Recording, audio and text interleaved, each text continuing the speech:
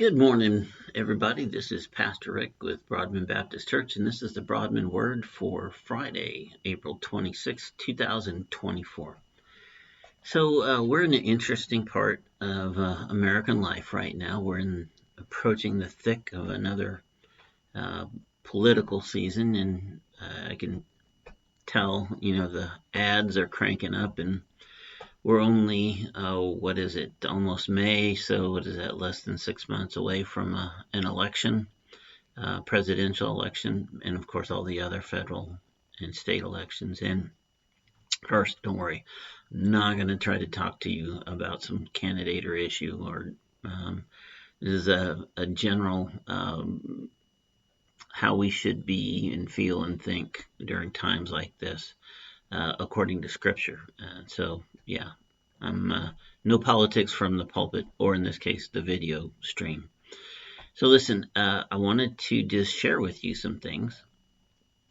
First of all, we are representatives of the gospel of Christ. We are ministers in the ministry of reconciliation, which is Jesus left us with when he ascended to heaven. We are his soldiers on the battlefield, and all the other things that you've probably heard about your whole life. With that membership in the citizenry of heaven and all the other things that come along with it, we need to understand that we have a unique responsibility, perhaps even more than folks that are still not knowing the love of God. We have a unique responsibility to care for our community and to make it as strong and to make it as effective as possible, because it is God's desire for none to perish. Part of taking care of our community is being a part of society, being a part of a congregation, the family of God, the Church of Jesus Christ, not denominationally, the worldwide Church of Jesus Christ, requires us to be engaged. And so we must then vote. It is incumbent upon us to vote, to do research on candidates, make sure the people we vote for are of like mind, biblically minded folks, and when necessary for us ourselves to run for office when there's no other viable choices or likely viable choices.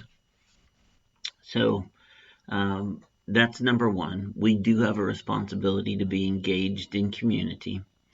But the other thing is, like everything else in life, we need to go about this differently. You look on the TV and you see all of the upset, division, angst, demonstration, you name it, all of the upset, hatred towards one group of another, things like that. Because we know who we are, and because we have changed kingdoms, we went from the kingdom of darkness to the kingdom of light. We're now children of the day, children of the light, living in the light of Jesus Christ. We now no longer are affected about the general mayhem of the day like people in the world are. We no longer belong to that world. We're not going to be affected by it. We might have to live through some of the things that happen, for sure. We are alive, and we are alive in this world, right? So in that sense, we'll be affected. But the ultimate end doesn't change. We know what the end of this story is. We know how Jesus returns and gathers up all of his believers, and we reign with him forever. So taking any mystery of that off the table, it's just for us to do our job, walk our path, all the things that you've heard me talk about many, many times. And so we shouldn't have the angst, the frustration, the mystery, I guess, of what's going to happen, because ultimately it doesn't really matter, because it doesn't change who you are. doesn't change who Jesus is, doesn't change our relationship with God the Father or Jesus Christ or the need for both, and it doesn't change what your job is. Your job is the same no matter who's in the White House.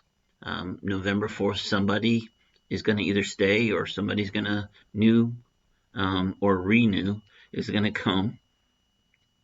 Congress is going to do whatever changes it has. But you're still a child of God, and you still have the same job you have on November 5th as you did on November 4th or any day before it. And so we need to then take that and use it as motivation to make the most out of any particular day and to separate ourselves truly from the mayhem of the day and simply support the Christian principles that we know are good for the nation. And ultimately, we need to dedicate our lives to honoring God. I'm going to read you just a few quotes here. I have a Bible that I recommend you add to your collection. It's called the Patriots Bible. It's there you go, the Patriots Bible. And it has quotes and facts from various historical figures in this nation's history. It's an interesting ad to see what they were thinking, how they were going through various things, particularly the framers of the Constitution and the four founders of the nation. So from the founders, here's just a few things to think about. This particular one is from Patrick Henry when he was governor of Virginia. It says, it cannot be emphasized too clearly and too often that this nation was founded not by religionists, but by Christians, not on religion, but on the gospel of Jesus Christ. So very clearly a strong statement about what the founders of the nation had in mind. Another one from John Hancock. He's a famous one, the signer of the Declaration of Independence with a huge signature. It says, principally and first of all, I give and recommend my soul into the hands of God that gave it, and my body I recommend to the earth, nothing doubting but at the general resurrection I shall receive the same again by the mercy and power of God. So clearly, one of the most profound figures in the signing of the Declaration of Independence had a very strong belief in the providence of God. From John Jay, who was the first Chief Justice of the Supreme Court, it says, providence has given to our people the choice of their rulers, and it is the duty, as well as the privilege and interest of our Christian nation, to select and prefer Christians for their rulers. Pretty strong statement about how you should align yourself and who you should be voting for. And then Henry Knox, who was a Revolutionary War general. To the supreme head of the universe, to that great and tremendous Jehovah, who created the universal frame of nature, worlds and systems in number infinite, to this awfully sublime being do I resign my spirit with unlimited confidence in his mercy and protection. And then lastly, Charles Carroll, another signer of the Declaration of Independence. Without morals, a republic cannot subsist any length of time. They, therefore, who are decrying the Christian religion, whose morality is so sublime and pure, are undermining the solid foundation of morals, the best security for the duration of free government. So there we go. Just some various views on how you should view your time here, our role in society, and how Christians should approach these election seasons. Listen, give it some thought and reflection, but make sure that your identity is not of any issue or individual of the world, that it is identified through the will of God, Scripture only, sola scriptura, to give it a fancy name, and that is in fact who you are.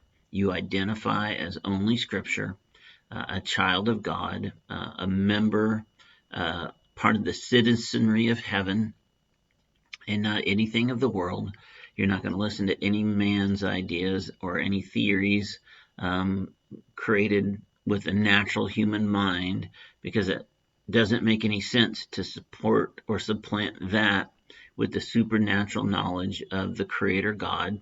You can't really call yourself a Christian if you are hanging on to worldly ideas, worldly theologies developed by worldly people, and perhaps giving them some sort of credence. You are a biblical figure. You are biblically minded. You have a biblical worldview, and that's who you're going to vote for, to as much extent as is possible. So listen, brothers and sisters, I love you. I hope you have a wonderful day. I'll talk to you next time.